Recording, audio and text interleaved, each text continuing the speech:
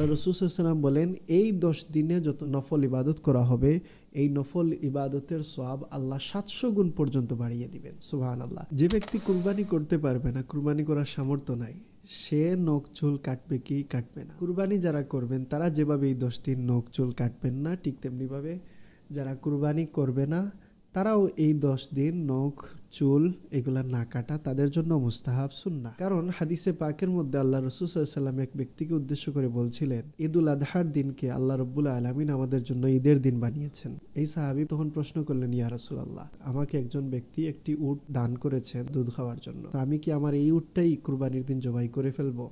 আল্লাহ রসুল বললেন, না, ঈদের দিন মানুষ কুরবানি করবে, তুমি তো গরিব মানুষ, তো তোমার কুরবানি করার সুযোগ নেই, তাই তুমি কি করবে, ঈদের দিন নখ কাটবে, চুল কাটবে এবং তোমার অন্যান্য পশমগুলা কেটে নিবে। যালিকা তামামু উদহিয়াতিকা, এটাই তোমার কুরবানির পরিপূর্ণতা। আসসালামু আলাইকুম ওয়া রাহমাতুল্লাহ। ইন্নাল হামদুলিল্লাহ, আলহামদুলিল্লাহি কাফা ওয়া সালামুন আলা ইবাদিহিল্লাযিনা ইসতাফা, আম্মা বাদ, ফাউযু বিল্লাহি মিনাশ শাইতানির রাজিম, বিসমিল্লাহির রহমানির রহিম। মুকিতিয়া কমপ্লেক্স থেকে আপনাদেরকে জানাই স্বাগতম। আজকে আমরা জিলহজ মাসের ফজিলত এবং এই মাসের গুরুত্বপূর্ণ কিছু আমল নিয়ে আলোচনা করব। জিলহজ মাস এমন একটি মাস যে মাসকে আল্লাহ রব্বুল আলামিন পবিত্র ঘোষণা করেছেন। 12টি মাসের মধ্যে আল্লাহ বলেছেন মিনহা আরবাতুন হুরুম, এই 12 মাসের মধ্যে 4টি মাস পবিত্র মাস। এই 4টি পবিত্র মাসের মধ্যে অন্যতম হচ্ছে এই জিলহজ মাস। আল্লাহ রাসূল সাল্লাল্লাহু আলাইহি ওয়াসাল্লাম এই জিলহজ মাসকে পবিত্র 4 মাসের মধ্যে শ্রেষ্ঠ হিসাবে ঘোষণা করেছেন। তিনি বলেন, ইন্না আহরামা শুহুরি শাহরুকুম হাজা, পবিত্র 4 মাসের মধ্যে শ্রেষ্ঠ পবিত্র মাস হচ্ছে এই মাসটি, অর্থাৎ জিলহজ মাস। তো আল্লাহ তাআলা এই মাসকে পবিত্র বললেন। আল্লাহ রাসূল সাল্লাল্লাহু আলাইহি ওয়াসাল্লাম পবিত্র মাসসমূহের মধ্যে এই জিলহজ মাসকে আরও শ্রেষ্ঠত্ব দান করেছেন। তো এই মাসটি আমাদের জন্য অত্যাধিক গুরুত্বপূর্ণ। তার সাথে সাথে এই মাসের প্রথম যে 10 দিন, এই 10 দিন আমাদের জন্য আরও বেশি গুরুত্বপূর্ণ। আর এই 10 দিনের মধ্যে আরও 2 দিন, 9ই জিলহজ আরাফার দিন এবং 10ই জিলহজ কুরবানির দিন, এই 2 দিন আরও বেশি গুরুত্বপূর্ণ। কারণ কোরআনে পাকের মধ্যে আল্লাহ রব্বুল আলামিন কিছু জিনিসের কসম করেছেন। তিনি বলেছেন, ওয়াল ফাজরি ওয়া লায়ালিন আশরিন ওয়াশ-শাফঈ ওয়াল ওয়াতর। আল্লাহ রব্বুল আলামিন বলেন, ফজরের কসম, 10 রাতের কসম, বেজুড়ের কসম এবং জুড়ের কসম। তো আল্লাহ রব্বুল আলামিন এখানে বেজুড় বলতে কি বুঝালেন, জুড় বলতে কি বুঝালেন এবং 10 রাত বলতে কি বুঝালেন, এর ব্যাখ্যা রাসূলুল্লাহ সাল্লাল্লাহু আলাইহি ওয়াসাল্লাম থেকেই পাওয়া যায়। আল্লাহ রাসূল সাল্লাল্লাহু আলাইহি ওয়াসাল্লাম বলেন, ইন্নাল আশরা আশরুল আদহা। রাসূলুল্লাহ সাল্লাল্লাহু আলাইহি ওয়াসাল্লাম বলেন, 10 রাতের যে কসম আল্লাহ পাক বলেছেন, এই 10 রাত বলতে উদ্দেশ্য ঈদুল আদহার প্রথম 10 দিন, অর্থাৎ জিলহজ মাসের প্রথম 10 দিন। ওয়াল উইতরা ইয়াউমু আরাফা। আল্লাহ রাসূল সাল্লাল্লাহু আলাইহি ওয়াসাল্লাম বলেন, বেজুড়ের কসম যে আল্লাহ বলেছেন, এই বেজুড় দিনটি হচ্ছে আরাফার দিন। কারণ 9ই জিলহজ এটা বেজুড়, তাই আল্লাহ রাসূল বলেন এখানে বেজুড়ের কসম মানে এটা আরাফার দিনের কসম।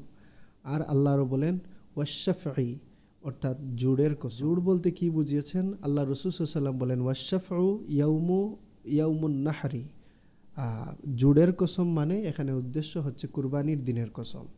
তো আল্লাহ রাব্বুল আলামিন যখন কোনো কিছুর নামে কসম করেন, তখন সেই বস্তুটা, সেই বিষয়টার মর্যাদা বেড়ে যায়। যেহেতু আল্লাহ রাব্বুল আলামিন এখানে জিলহজ মাসের প্রথম 10 দিনের কসম করেছেন, বেজুড় দিন তথা আরাফার দিনের কসম করেছেন এবং জুড় তথা কুরবানির দিনের কসম করেছেন, আমরা বুঝলাম জিলহজ মাসের প্রথম 10 দিন আমাদের জন্য অত্যাধিক গুরুত্বপূর্ণ।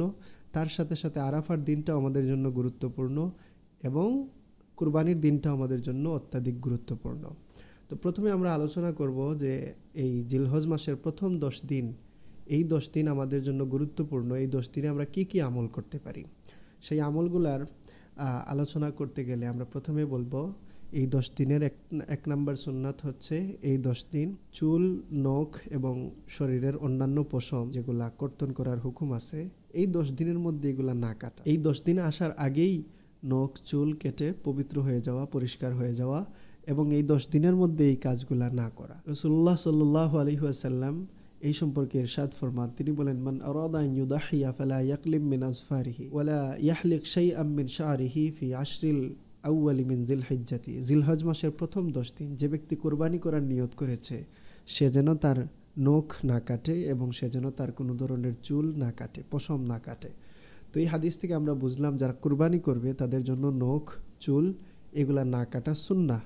এই 10 দিনের মধ্যে সে কাটবে না। তো এই হাদিস থেকে আমরা জানলাম যারা কুরবানিদাতা তারা কুরবানি করার ইচ্ছা করবে তারা যেন এই 10 দিন নখ চুল না কাটে, এটা তাদের জন্য সুন্নাহ। যেহেতু হাজিগণ এই টাইমে এই সময়টাতে তারা নখ চুল না কেটে ইহরাম অবস্থায় তারা আরাফার ময়দানে অবস্থান করবেন, কাবাগর তাওয়াফ করবেন, মিনা মুজদলিফায় উপস্থিত হবেন। তো আমরা তো হজে যেতে পারি নাই, তো যারা দেশে কুরবানি করব বা নিজের এলাকায় কুরবানি করব, হজে যাই নাই, আমাদেরও উচিত হচ্ছে হাজিদের সাথে সাদৃশ্য গ্রহণ করা। তারা যেভাবে নখ চুল কাটবেন না, আমরাও নখ চুল কাটবো না।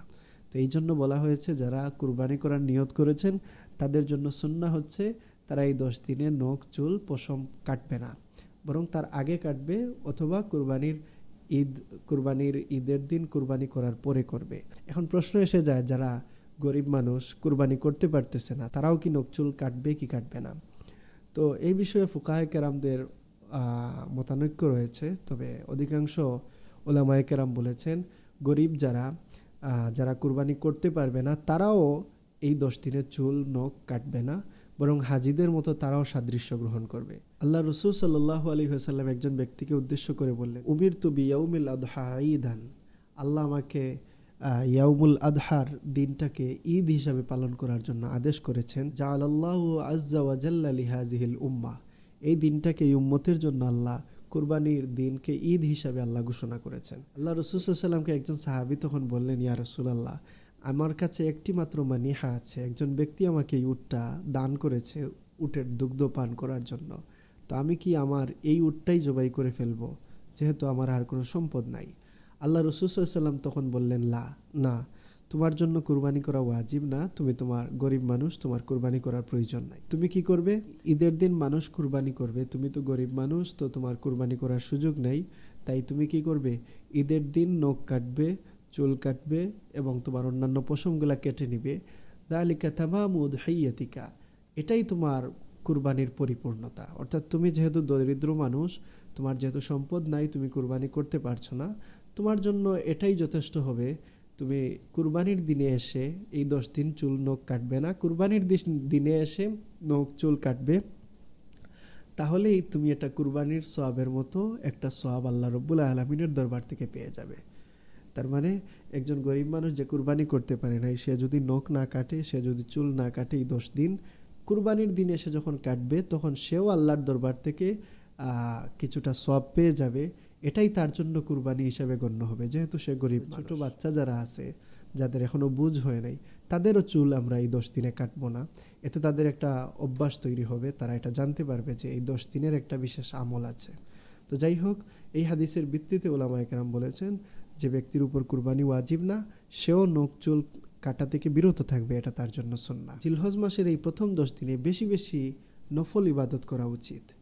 সুন্নাহ হচ্ছে এই 10 দিনে আমরা যত পারি অধিক পরিমাণে নফল ইবাদত আদায় করব। যত পারি তত নফল নামাজ, নফল রোজা, নফল কোরআন তিলাওয়াত, তাসবিহ তাহলিল এগুলা বাড়িয়ে দেওয়া উচিত। আল্লাহ রাসূল সাল্লাল্লাহু আলাইহি ওয়াসাল্লাম বলেন, মা মিন আইয়ামিন আল আমালুস সালিহু ফীহিন্না আহাব্বু ইলাল্লাহি মিন হাযিহিল আইয়ামিল আশরি, আল্লাহর কাছে অন্যান্য দিনের তুলনায়, আমলের তুলনায় এই 10 দিনের নফল ইবাদত আল্লাহর কাছে অত্যাধিক প্রিয়।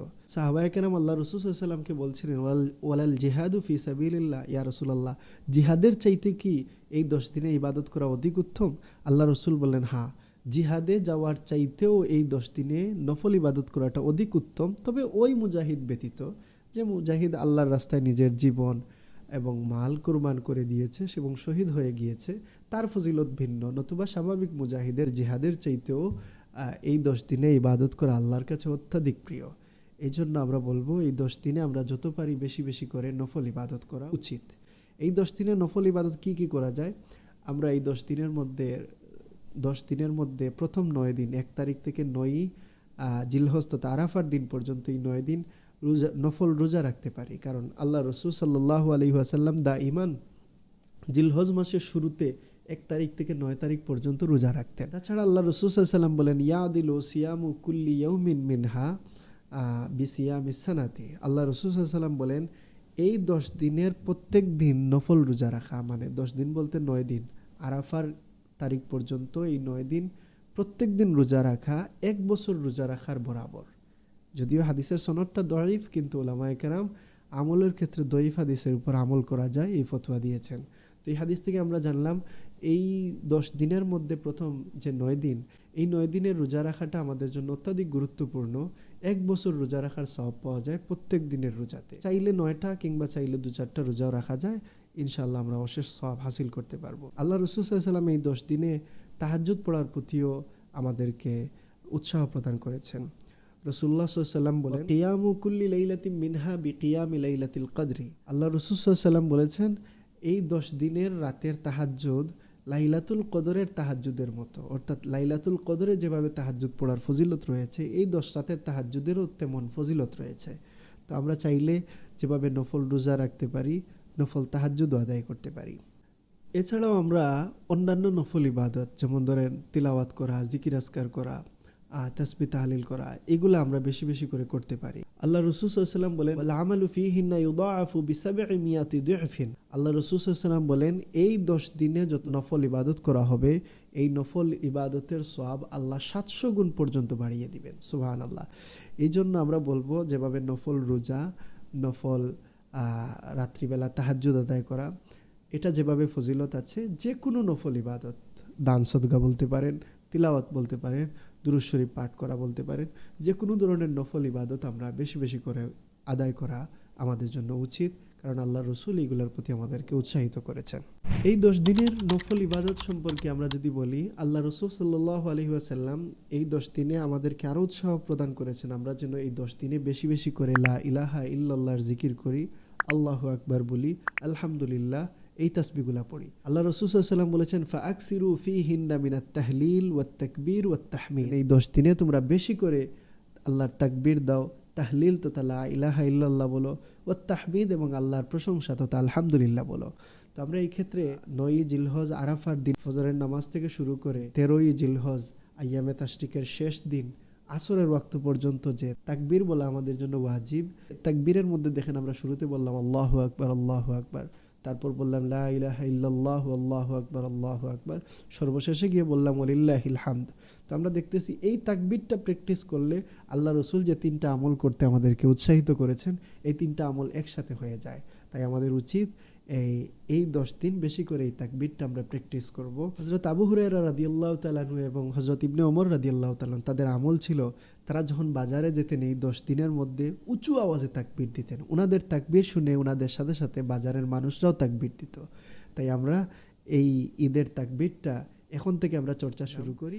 এই 10 দিনের মধ্যে সবচেয়ে গুরুত্বপূর্ণ দিন হচ্ছে আরাফার দিন, কারণ এই দিনে হাজিগণ হজের গুরুত্বপূর্ণ ফরজ তথা আরাফার ময়দানে উপস্থিত হওয়া, সেই আরাফার দিনটা আমাদের জন্য গুরুত্বপূর্ণ।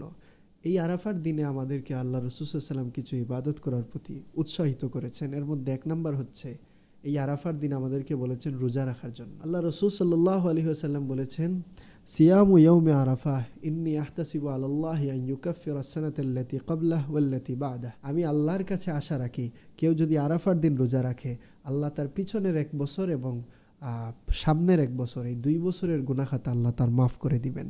অর্থাৎ আরাফার দিনের রোজা রাখলে পিছনের 1 বছরের এবং সামনের 1 বছরের এই 2 বছরের যত সগীরা গুনাহ আছে আল্লাহ রাব্বুল আলামিন তা মাফ করে দিবেন। মানে এই আরাফার দিনটা এত মহান দিন, এই দিন রোজা রাখলেই আমাদের গুনাহ মাফ হয়ে যাবে। সুবহানাল্লাহ। এই আরাফার দিন এত গুরুত্বপূর্ণ হওয়ার কারণ কি? এর কারণ হচ্ছে, এই দিনে হাজিগণ যেভাবে হজ আদায় করেন, এই দিনটা এমন এক দিন যেই দিনে আল্লাহ রাব্বুল আলামিন ইসলামকে পূর্ণতা দান করেছেন। আরাফার দিনেই আল্লাহ ইসলামকে পূর্ণতা দান করেছেন। একজন ইহুদি এসে হযরতে ওমর ইবনুল খাত্তাব রাদিয়াল্লাহু তাআলা আনহুকে বলছিল যে, হে আমিরুল মুমিনিন, আপনাদের কোরআনে একটি আয়াত নাজিল হয়েছে, ওই আয়াতটা যদি আমাদের উপর নাজিল হতো তাহলে আমরা এই দিনটাকে ঈদ হিসাবে গ্রহণ করতাম। তখন হযরতে ওমর রাদিয়াল্লাহু তাআলা বলছিলেন, তুমি কোন আয়াতের কথা বলছো? তখন সে বলছিল, আল ইয়াউমা আকমালতু লাকুম দীনাকুম। আল্লাহ রাব্বুল আলামিন বললেন, আল ইয়াউমা আকমালতু লাকুম দীনাকুম, আজকের দিনেই আমি তোমাদের দিনকে পূর্ণ করে দিলাম। ওয়াতমামতু আলাইকুম নিআমাতি, তোমাদের উপর আমার নিয়ামতকে পরিপূর্ণ করে দিলাম। ওয়া রাদিতু লাকুমুল ইসলাম দীনা, আর তোমাদের জন্য ইসলামকেই দিন হিসাবে আমি পছন্দ করে নিলাম। তো এই আয়াতের মধ্যে আল্লাহ বললেন ইসলামের পূর্ণতা হচ্ছে আজকের দিনে। হযরত ওমর রাদিয়াল্লাহু তাআলা আনহু বললেন, এই আয়াতটি যে স্থানে এবং যে দিনে নাজিল হয়েছে এই সম্পর্কে আমি অবগত আছি। এই আয়াতটা নাজিল হয়েছিল আরাফার ময়দানে, আরাফার তারিখে। তো এই জন্য আমরা বললাম যে আরাফার দিনেই আল্লাহ রব্বুল আলামিন দিনকে পূর্ণতা দিয়েছেন, এই জন্য এই দিনটার এত ফজিলত। আল্লাহ রাসূল সাল্লাল্লাহু আলাইহি ওয়াসাল্লাম বলেছেন, মা মিন ইয়াউমিন আকসারা মিন আন ইউতিকাল্লাহু ফীহি আবদান মিনান নার। আল্লাহ রাসূল সাল্লাল্লাহু আলাইহি ওয়াসাল্লাম বলতেছেন যে আরাফার দিনের চাইতে এমন কোনো দিন নাই যেদিন আল্লাহ রব্বুল আলামিন তার অসংখ্য বান্দাকে জাহান্নামের আগুন থেকে মুক্তি দেন। অর্থাৎ আরাফার দিনেই আল্লাহ রব্বুল আলামিন তার সবচাইতে বেশি বান্দাদেরকে মুক্তি দিয়ে থাকেন। অর্থাৎ এই দিনটা জাহান্নাম থেকে মুক্তি দেওয়ার দিন। রাসূলুল্লাহ সাল্লাল্লাহু আলাইহি ওয়াসাল্লাম বলেন, ওয়া ইন্নাহু লায়াদনু, এই দিন আল্লাহ রব্বুল আলামিন বান্দার অতি নিকটে চলে আসেন। তার মানে আল্লাহ রব্বুল আলামিনের রহমত, আল্লাহ রব্বুল আলামিনের লুৎফ এবং অনুগ্রহ বান্দার অত্যধিক নিকটে চলে আসে। আল্লাহ রাসূল সাল্লাল্লাহু আলাইহি ওয়াসাল্লাম বলেন, সুম্মা ইউবাহি বিহিমুল মালাইকা, আরাফার ময়দানে উপস্থিত বান্দাদেরকে দেখিয়ে আল্লাহ রব্বুল আলামিন ফেরেশতাদের সামনে গৌরব প্রকাশ করেন এবং তিনি তাদেরকে জিজ্ঞেস করেন, মা আরাদাহা উলাই, এইসব ব্যক্তিরা কি চায়। তার মানে আল্লাহ রব্বুল আলামিন যখন আরাফার ময়দানে হাজিগণ একত্রিত হয় এবং লাব্বাইক ধ্বনিতে মুখরিত করে তুলে, আল্লাহ তখন অত্যাধিক খুশি হয়ে যান এবং ফেরেশতাদের সামনে গৌরব প্রকাশ করেন আর জিজ্ঞেস করেন এরা কি চায়, মানে এরা মাফি চায়, আল্লাহ তাদেরকে মাফ করে দিবেন। তাই আল্লাহ রসুল বলেছেন এই দিনে অত্যাধিক বান্দাদেরকে, অসংখ্য বান্দাদেরকে আল্লাহ রব্বুল আলামিন জাহান্নামের আগুন থেকে মুক্তি দিয়ে দেন। তাই এই গুরুত্বপূর্ণ দিনটা আমরা গাফিল থাকা উচিত না। এই দিনে আমরা যারা হজে যেতে পারি নাই, আমরা তো অবশ্যই এই দিন রোজা রাখার চেষ্টা করব। তার সাথে সাথে এই দিন আমরা বেশি বেশি করে আল্লাহ রব্বুল আলামিনের কাছে দোয়া করব। কারণ রাসূলুল্লাহ সাল্লাল্লাহু আলাইহি ওয়াসাল্লাম বলেছেন, খায়রুদ দুআয়ে দুআউ ইয়াউমি আরাফা, আরাফার দিনের চাইতে শ্রেষ্ঠ দোয়া আর হতে পারে না। খায়রুদ দোয়া, সর্বোত্তম দোয়া হচ্ছে দুআউ ইয়াউমি আরাফা, আরাফার দিনের দোয়া। অর্থাৎ আরাফার দিনে দোয়াটা কবুল হয়ে থাকে, এই দিন দোয়ার জন্য সর্বোত্তম দিন।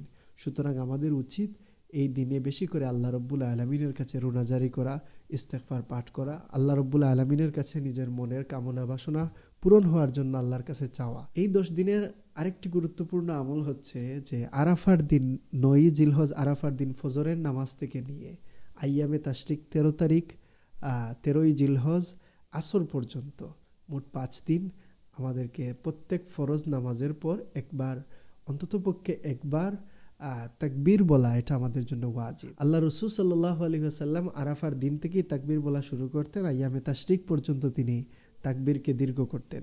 তো তাকবীরটা হচ্ছে আমরা আগে বলেছি, আল্লাহু আকবার, আল্লাহু আকবার, লা ইলাহা ইল্লাল্লাহু, আল্লাহু আকবার, আল্লাহু আকবার, ওয়ালিল্লাহিল হামদ। এই তাকবীর একবার বলা আমাদের জন্য ওয়াজিব, আর একবারের চাইতে বেশি বলা ফুকাহায়ে কেরামরা এটাকে মুস্তাহাব বলেছেন। কেউ চাইলে 3 বার বলতে পারেন, চাইলে আরও বাড়িয়ে বলতে পারেন, তবে অন্তত একবার বলা সবার জন্য ওয়াজিব। পুরুষ হোক কিংবা নারী হোক, সবার জন্য এটা ওয়াজিব। আপনি জামাতে নামাজ পড়লে নামাজের শেষে বলবেন, বলা ওয়াজিব। একা একই নামাজ পড়লেও সালাম ফিরানোর পর এটা বলা ওয়াজিব। যদি কেউ এই তাকবীর বলতে ভুলে যায়, মসজিদ থেকে বের হওয়ার আগে যদি তার স্মরণ হয়, তাহলে সে অবশ্যই এই তাকবীর বলবে, তার ওয়াজিব আদায় হয়ে যাবে, ফুকাহায়ে কেরামরা বলেছেন। কিন্তু মসজিদ থেকে বের হয়ে গেলে তার এই ওয়াজিবটা আর আদায় করার সুযোগ থাকবে না, এক্ষেত্রে সে গুনাহগার থেকে যাবে। তাই উচিত আমাদের খেয়াল করে এই তাকবীরটা আদায় করা। পুরুষরা এই তাকবীর জুড়ে বলবেন, নারীরা এই তাকবীর আস্তে বলবেন। শুধুমাত্র ফরজ 5 ওয়াক্ত নামাজ এরপরে এই তাকবীর বলতে হয়, বিতি কিংবা কোনো নফল বা সুন্নত নামাজের পরে এই তাকবীর বলার বিধান নাই।